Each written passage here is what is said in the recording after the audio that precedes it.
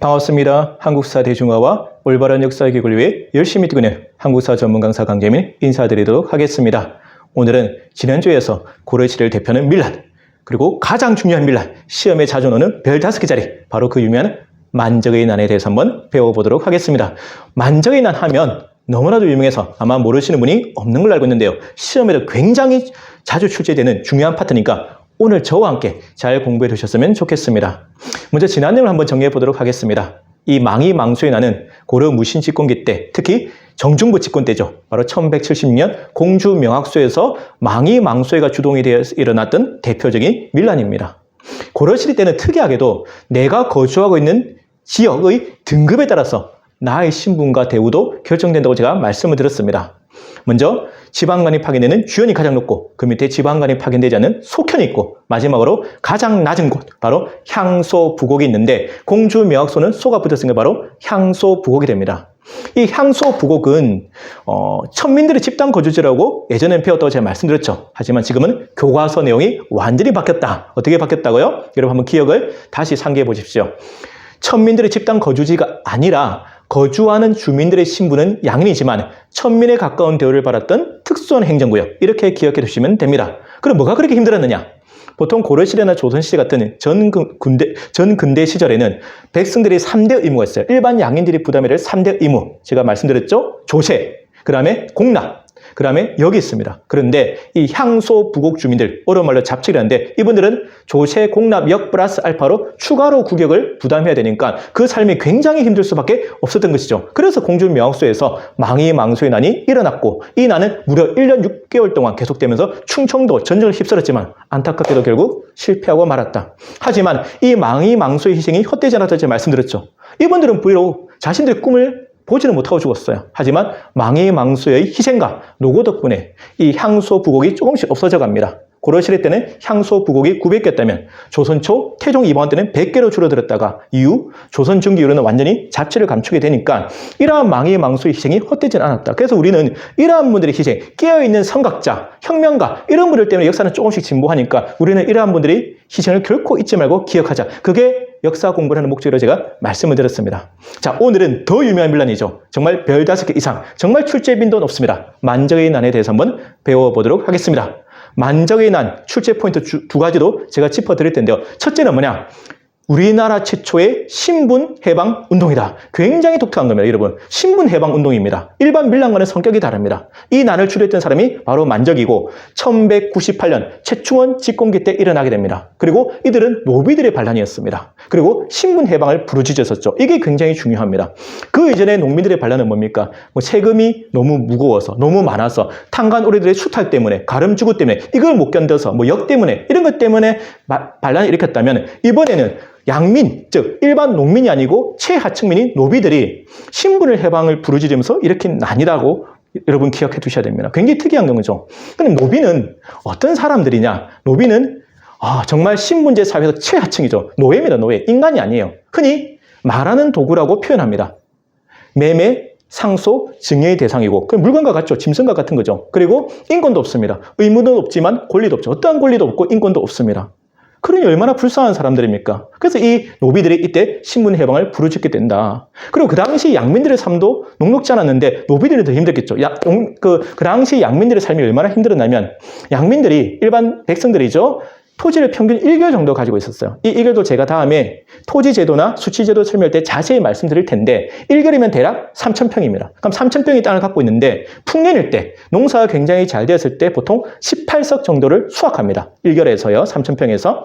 그런데 4인 가족 기준으로 1년 최저 생계비가 보통 9석이니까 18석에서 9석을 빼야 되겠죠. 그럼 9석이 남습니다. 그런데 국가에 파셔야 될 조세가 보통 2석 정도고 특산물, 공납도 보통 쌀로 환산하면 3석 정도 되고 그 다음에 종자, 내년에 농사지는 종자 1석, 그 다음에 기타 부대 비용 3석 해서 남는 게 없습니다. 그러니까 아무리 풍년이 잘 들어도 떨어지는 게 하나도 없다는 겁니다.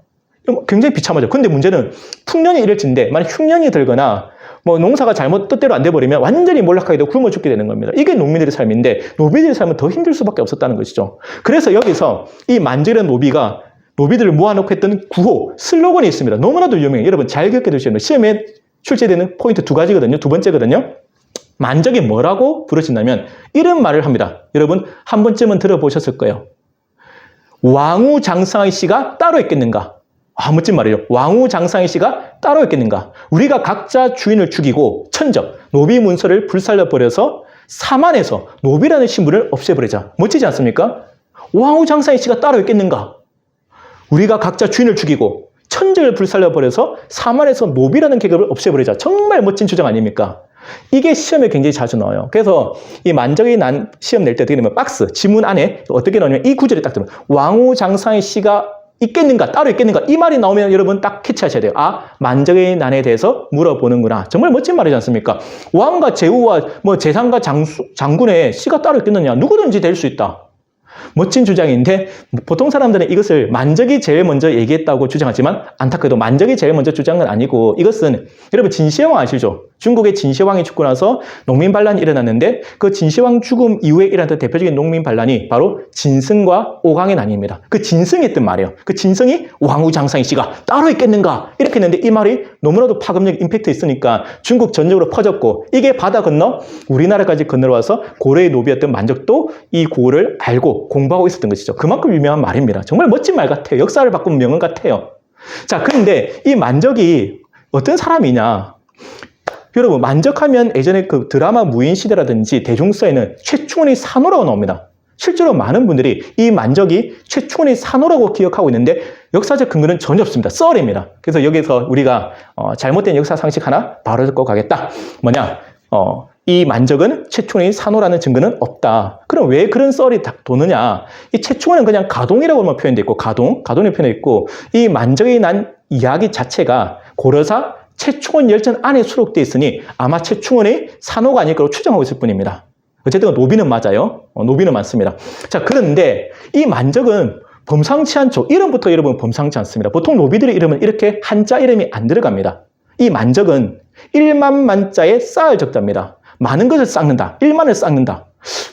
범상치 않습니다. 그리고 이 신분제 사회에서는 대부분의 노비들은 이러한 자기가 노비로 태어나고 죽을 때까지 노비로 살아가는 것을 운명, 숙명처럼 받아들이고 그냥 저항 없이 살아갑니다. 그런데 이러한 신분제 사회를 한번 바꿔보겠다는 그런 발상 자체가 보통 사람이 할 수 있는 게 아니다. 그리고 이러한 난을 계획하고 조직하고 하는 그 리더십도 범상치 않다. 그래서 이름부터가 범상치 않고 여러 가지 이 사람의 풍모, 행동이 범상치 않은 이 자질이 어떤 사람들은 이 만적을 어떻게 추정하냐면 아마 몰락한 귀족의 후손일지도 모른다고 추정할 정도로 범상치 않은 영웅호구는 많습니다. 그래서 이제 이 만적이 난을 계획하게 된 것이죠. 거사이를 정해서 어떻게 최충을 비롯한 무신 정권의 수뇌부를 다 죽여버리고 각자 주인들을 죽이고 이제 노비를 해방시키자고 계획을 세우게 됩니다. 그러면서 표식도 정해요. 고물의 정자, 한자로 고물의 정자. 아마 고물의 정자 이 표식을 왜 정했냐면 서로 이제 피하 식별을 해야 되니까 우리 편이고 적군인 걸 알아야 되니까. 그런데 이 고물의 왜 정자를 표시로 정했을까 보면 아무래도 이 고물의 정자가 그 당시 가장 쉽고 노비들도 알 수 있는 한자였기 때문에 그렇지 않을까라고 추정할 수 있습니다. 자, 근데 그 사이를 정했는데 사람들이 안 모여요. 그렇잖아요. 사람들 겁나거든요. 대부분 사람들은 겁이 많습니다. 그래서 생각보다 적은 숫자가 모여요. 그래서 그 사이를 영지할 수밖에 없었어요. 그러면 셉니다. 정보가 셉니다. 항상 중요한 역사적 사건, 계획은 내부 밀고자 때문에 실패하게 됩니다. 처음에는 난에 가담했던 순장이라는 노비가 이제 실패할 것 같은 느낌이 안 좋잖아요. 사람도 안 모이고 그 사이도 연기되니까 자기 주인이었던 한충유한테 고자질하고 한충유는 다시 최충훈한테 고자질하니까 최충훈이 화가 나서 군사들을 보내서 이 만적하고 그 일당을 다 잡아옵니다. 그래서 잡아왔는데 처벌을 해야 되잖아요. 보통 고려시대 때 사형제도는 법조는 두 가지입니다. 차명, 목을 자르는 거, 두 번째는 교형, 목 매달아 죽이는 거. 그런데 최충원은 이 만적을 비롯한 100명이 넘는 노비들을 어떻게 죽이느냐? 어떻게 죽였겠습니까? 정말 비참해. 이 인간이 아니잖아요. 말하는 도구야. 짐승만도 못한 놈들이야. 노비들이잖아요. 그래서 차명도 아니고 교형도 아니고 산채로 강물에 던져서 수장시킵니다. 물고기 밥이 되는 겁니다. 산채로 수장시켰어요. 강물을. 얼마나 최충원이 잔인합니까? 정말 이렇게 해서 만적이 나는 실패로 끝나고 고자질했던 그 인간, 배신자 순전의 노비 있죠. 자기는 그 대가로 동지를 팔아먹은 대가로 80년과 함께 면천, 노비에서 해방된 거죠. 양형이 된 거죠. 자신의 꿈을 이루게 됩니다. 이렇게 내부 밀고자 많아요. 기회주의자 많죠. 우리 주위에. 그리고 그 고발했던 주인 한충유는 승진하게 됩니다. 이러면서 만적이 나는 실패로 끝났지만 너무 안타깝죠. 하지만 이 희생은 헛되지 않습니다. 만적 같은 선각자, 혁명가, 영웅이 이렇게 신분 해방을 부르짖게 되면서 이러한 움직임이 쌓이고 쌓여서 결국 1894년 제1차 가부교육 때 우리나라에서는 공식적으로 노비제도가 폐지되고 신분 해방이 이루어지게 됐다. 지금 우리 대한민국에 신분 없잖아요. 모든 사람이 법 앞에 평등합니다. 이 모든 것은 바로 만적의 희생, 그러한 노력이 있기 때문이다. 우리는 항상 고마워하겠다. 망의 망설도 마찬가지고 만적도 마찬가지고 다음에 언젠가 배우게 될 공룡에도 마찬가지고 항상 고마워하겠다. 이런 분들, 시대를 앞서가는 이러한 순교자 같은 사람이 있기 때문에 역사는 발전한다. 우리는 그 덕택을 보고 있다. 항상 감사한 마음을 가졌으면 좋겠습니다.